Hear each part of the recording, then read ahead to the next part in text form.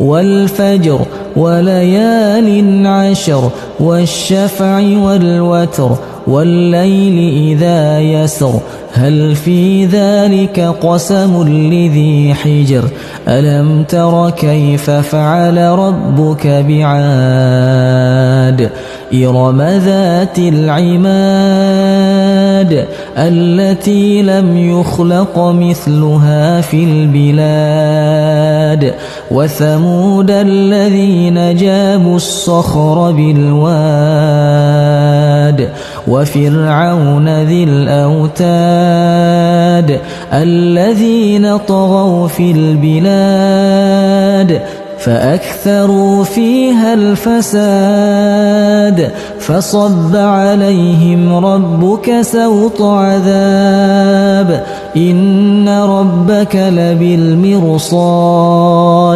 فأما الإنسان إذا ما ابتلاه ربه فأكرمه ونعمه فيقول ربي أكرمن وأما إذا ما ابتلاه فقدر عليه رزقه فيقول ربي أهانن كلا بل لا تكرمون اليتيم ولا تحاضون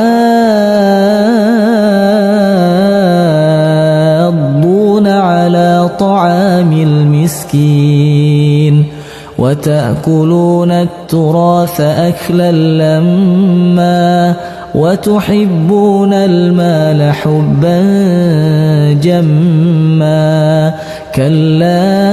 إذا دكت الأرض دكا دكا وجاء ربك والملك صفا صفا وجيء يومئذ بجهنم يومئذ يتذكر الإنسان وأنى له الذكرى يقول يا ليتني قدمت لحياتي فيومئذ لا يعذب عذابه أحد ولا يوثق وثاقه أحد يا أيتها النفس المطمئنة ارجعي إلى ربك راضية مرضية